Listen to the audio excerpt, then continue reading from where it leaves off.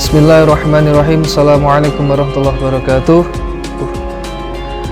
Alhamdulillahirabbil alamin. Puji syukur kepada Allah Subhanahu wa taala yang masih memberikan kita segala kenikmatannya, nikmat iman, nikmat Islam, nikmat umur, sehingga kita masih diberi kesempatan untuk menjalankan ibadah pada bulan suci, bulan mulia, bulan Ramadan tahun ini. Kita juga selalu memohon kepada Allah semoga amal ibadah yang kita laksanakan dari awal bulan Ramadan hingga hari ini semuanya diijabah Allah Subhanahu wa taala dan diterima di sisinya. Salawat salam juga tercurah limpahkan pada beliau junjungan kita Nabiullah Muhammad SAW yang kita nantikan syafaatnya di yaumul akhir. Semoga kita termasuk umatnya yang mendapatkan syafaat beliau dan kelak bisa masuk surga bersama beliau tanpa hisab. Amin. Pemirsa sekalian dimanapun berada, sebelum saya menyampaikan materi pada kesempatan kali ini, yang pertama saya ingin ucapkan turut berbelasungkawa, turut berduka cita sedalam-dalamnya atas berpulangnya ulama kita, guru kita, ulama yang sangat dicintai masyarakat Kalimantan Selatan, Kiai Haji Zuhdianor, yang beberapa saat lalu telah berpulang ke hadirat Allah. Insya Allah kita akan selalu doakan, kita selalu doakan beliau, dan saya yakin beliau akan ditempatkan di tempat terbaik karena beliau diwafatkan oleh Allah pada bulan yang terbaik juga, bulan mulia, bulan Ramadan.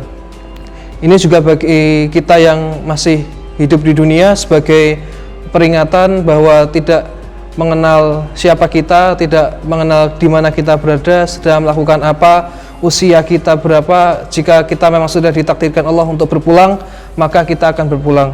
Sehingga mohon maaf bagi siapapun yang mungkin masih sering melakukan maksiat, maka selayaknya kita berhenti melakukannya, segera bertobat, karena kita tidak akan tahu kapan kita akan berpulang. Baik, pemirsa sekalian, kembali saya akan menyampaikan salah satu hikmah dari bulan suci Ramadan, yaitu puasa sebagai obat jasmani dan rohani. Kita sebagai manusia, kita memiliki fitrah, yaitu kita tuh suka sekali dengan makan, kita sekali dengan minum gitu ya, pokoknya memasukkan hal-hal yang enak ke dalam mulut kita, kita suka sekali, dan itu adalah fitrah manusia.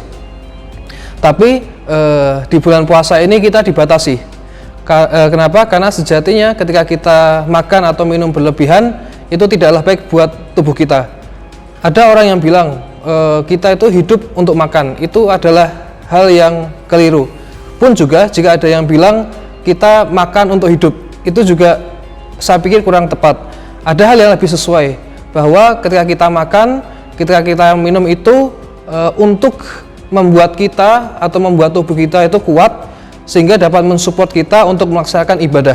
Bukankah kita diciptakan untuk beribadah kepada Allah, sehingga apa yang kita makan itu menjadikan kita energi, sehingga kita mampu beribadah secara maksimal kepada Allah Subhanahu wa taala.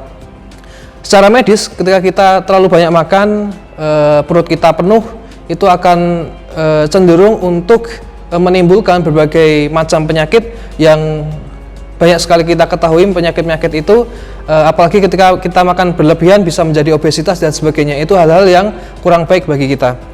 Lambung kita, pencernaan kita layaknya pabrik begitu ya. Layaknya pabrik, pekerja di dalamnya juga membutuhkan istirahat pada jangka waktu tertentu. Bayangkan jika semua pekerja dalam pabrik itu digenjot untuk bekerja setiap saat, mungkin pekerjanya akan merasa lelah, mungkin ada yang sakit dan sebagainya. Maka layaknya pabrik juga lambung kita atau pencernaan kita butuh istirahat. Jadi ketika difungsikan kembali, maka kondisinya akan berada dalam kondisi yang optimal. Jadi puasa, poin pertama, bisa menjadi obat bagi jasmani kita, sehingga kita akan merasakan tubuh yang lebih sehat, kesehatan yang terjaga, karena kita bisa menahan, bisa mengendalikan diri kapan kita harus makan, kapan kita harus berhenti. Yang kedua, puasa sebagai obat untuk rohani kita. Terkadang ketika kita makan, ketika kita minum, mungkin kita tidak menyadari apakah makanan atau minuman yang kita konsumsi itu halal atau tidak, atau bahkan kita tidak tahu apakah mungkin makanan atau minuman itu juga tergolong syubhat atau meragukan. Jadi ketika kita makan yang syubhat atau bahkan haram, maka itu akan memberikan dampak terhadap kolbu kita, karena makanan nanti itu akan menjadi atau bisa mendarah daging gitu ya di dalam tubuh kita, sehingga nanti mempengaruhi kolbu atau maknawi kita. Ketika kita beribadah misalnya, kita akan merasa tidak bisa fokus, kita merasa khawatir, hidup kita tidak nyaman dan sebagainya, mungkin dikarenakan kita makan atau minum yang haram atau syubhat.